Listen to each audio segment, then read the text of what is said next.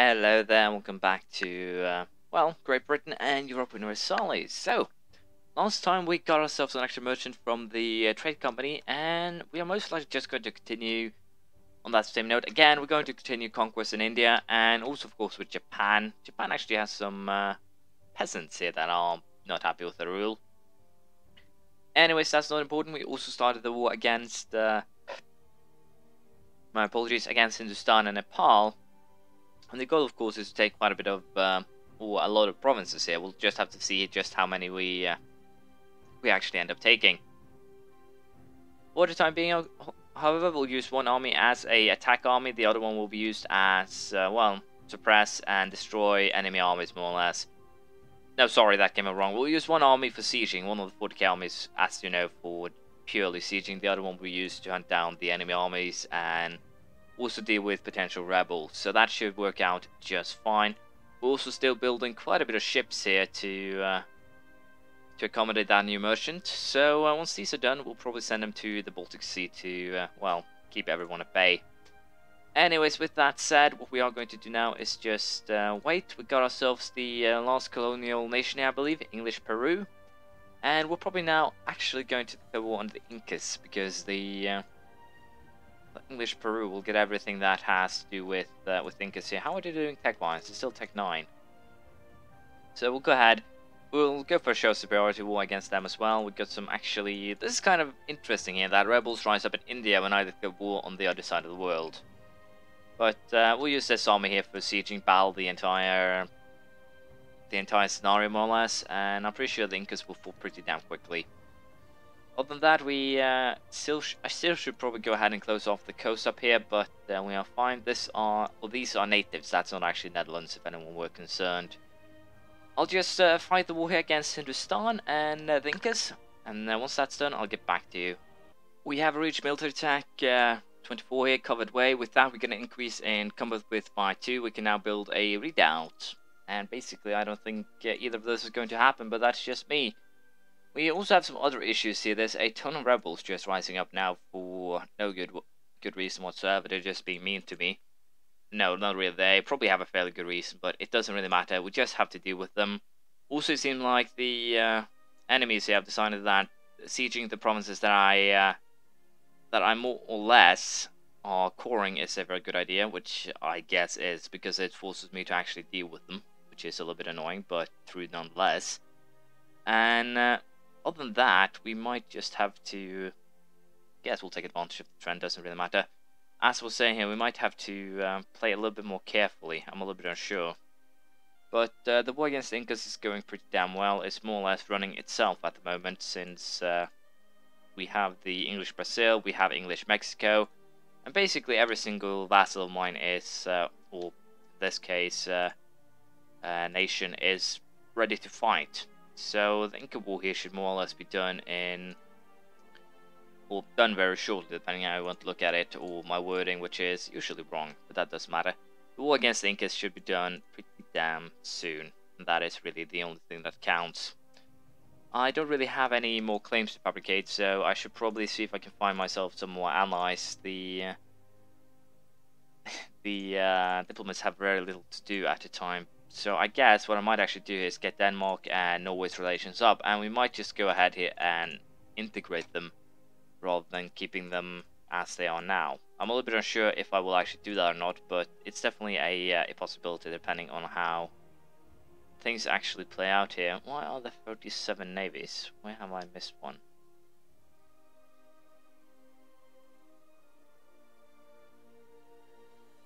Let's see here. We join everything up. If we can then figure out what's wrong here. English Columbia, let's see here. This is the event that screwed me over last time, and it did again. Again, the game did crash like I predicted, which is annoying, but I think it's back up and running now. At least I can always hope that it is. We'll figure that out, although very, very quickly. I do believe it's, well, to some degree back and running, but it's also a little bit gambly to say it is so. But I think I think the morning sickness is gone, more or less. At least that's what I'm hoping for. So, with that said, what we are going to do, or continue to doing, is just conquest. Incas are more or less done for. The only thing that remains is a couple of sieges, and I think I'll go for straight out annexation. It's a little bit annoying since I will then have to keep an eye on the area because of the simple fact that if I do not, then I'll probably get into trouble with overextension, or English Peru will. So I think what we'll do in this first sequence is just secure the coast, more or less. It should definitely help out if I do just that, and also to some degree we will try and see if I can actually stay alive. No, not really. We'll see if I can solve the issue with the crashes. But I finally figured out what the administrative efficiency is. It's actually, as far as I could see or realize, it gives you less overextension from taking provinces. So in other words, it could be really helpful in the late game when you want to do a lot of conquest. But I don't think I'll take it just yet, though. I might just take a 5-year truce period or period to save up the admin points to take the attack, but I'll consider it as we go. Anyways, that's it. I'll continue conquest, and once I'm done with Incas, I'll get back to you, and we'll see what I come up with there. As you can see, the war with Incas is more or less done. I don't really want to take too much land because that would potentially screw me over, or in this case, my tiny little nation of English Peru. But just taking the coastal area should be perfectly alright, since it will then make sure that the Netherlands or anyone else, for that matter, can't really cause any problems by taking the coast and then conquering anything inland. So this is pretty much what I will be doing, and I already did it, so can't complain on that. We'll probably start doing up the western coast here pretty soon, and I'm still thinking about actually moving in myself and doing this and also these two, but we'll see. It's not really that high on my priority list, not at least at this moment. As you can see, the war with Hindustan is going pretty well. We still have the cores are almost done too, so I should probably have considered attacking someone else to make sure I always have a corn creation timer burning. But it's just my own fault here. I can't complain. Can't complain to anyone else, unfortunately. What I can do, of course, is make peace once the cores are done, and then declare war on, for instance, Japan again, something along those lines. But I don't think that would. I don't think that will work out.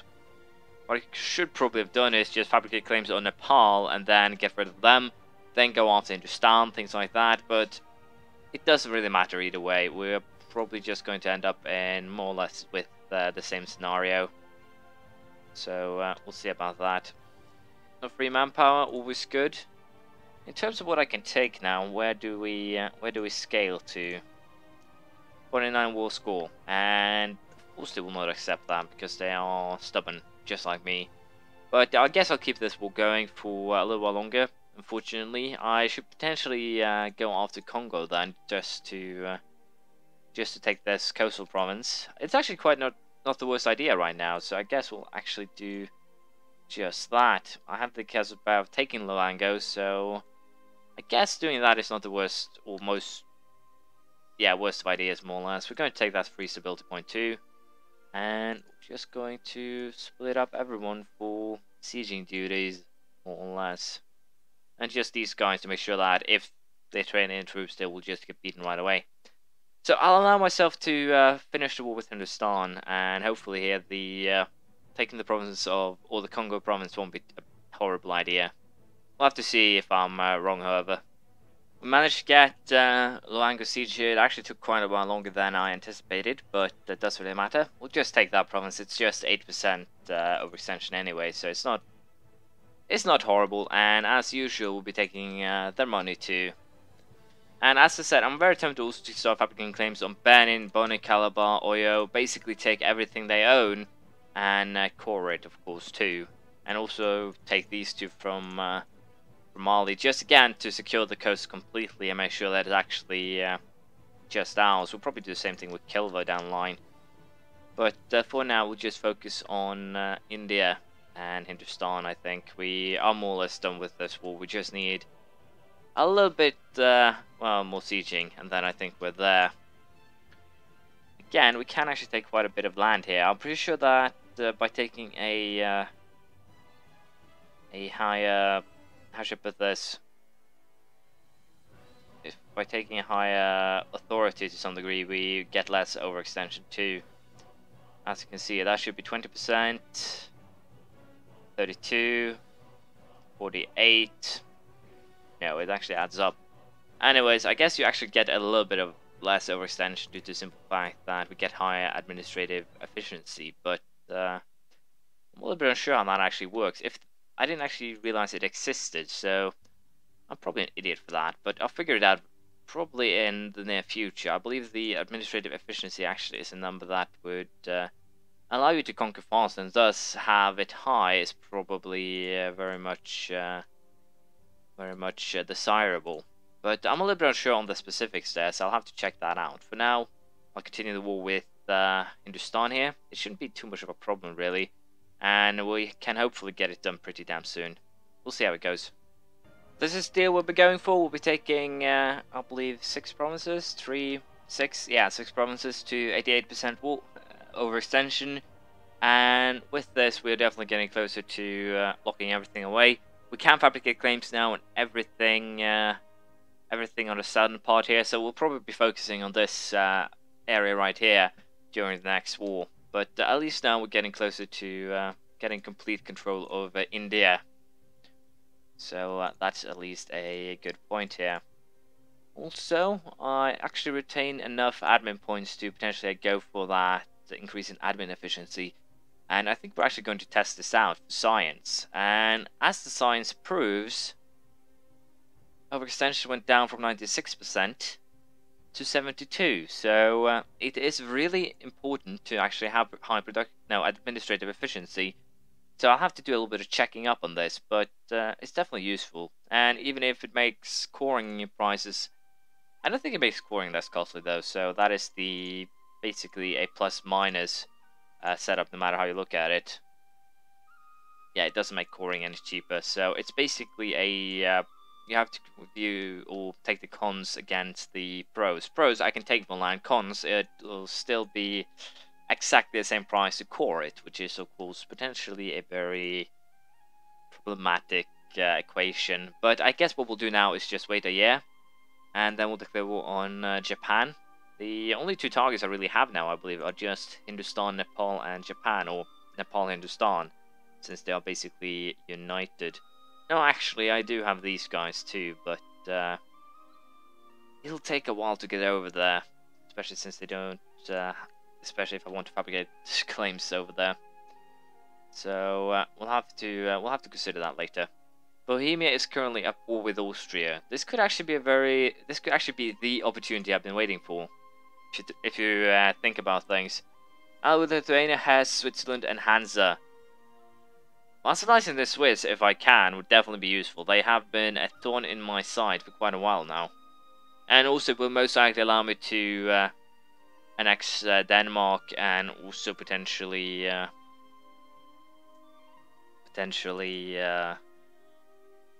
annex both Norway and Denmark down the line. And also, of course, Pomerania. But they have lost their course, so I don't think that will work out too much. Or as well as I'd like. So I think we'll actually improve relations and just annex Pomerania. I have no idea if they'll actually buy a whole Roman Empire province. I haven't actually tested that, but I probably should have. I think we'll just go with what I was planning here. It would have been nice to actually fight Bohemia, but Bohemia and Austria now would take too much power and too much energy to do what I'm actually trying to do during this campaign, which is basically India, Japan, and the area right here. I still haven't checked out which provinces I actually need, but I do know that I need Hormuz. I probably need something up here. This one, and this one, I think. I can't completely remember, but it's at least conquest in this area, which in theory should be fairly easily once we've taken India and Japan. So I'll see what I actually come up with after that. We'll take the diplomatic power again, I think. Or do I want to take 3,000 ducats? It's kind of a good deal anyways, but I'll just take the trade efficiency boost for now. And I'll see if I can get, as I said, the 4 trade companies set up, which basically is, the achievement itself goes like, have 4 trade companies and make sure that they give you an extra merchant. So it's not really that troublesome to pull it off. It's just going to take time. And of course, I can always check if I can actually do that before we end this series. But we broke our alliance with Milan. Why did we break our alliance with Milan? I see no good reason to have broken our alliance with Milan, except of course if the bastards in Switzerland did something stupid again, which they probably did, to be fair. Bernard, Madurai, and Coromandel. I think I might need my fleet. This fleet. But do I have one over here? No, I don't. I think I might need some warships as well if I want to actually get myself over to Hindustan. So I think we're going to steal a fleet over to India. But unfortunately, we're out of time, so we'll have to continue next time. I've had a couple of breakings in this episode by the game crashing. I have no idea why. I still believe it's a particular event. But I'll do a little bit of checking on forums and see if I can figure out what the problem is. Anyways, thank you for watching. Please leave a comment, praise, criticism, anything you feel like. And we'll continue our quest for India next time. Bye.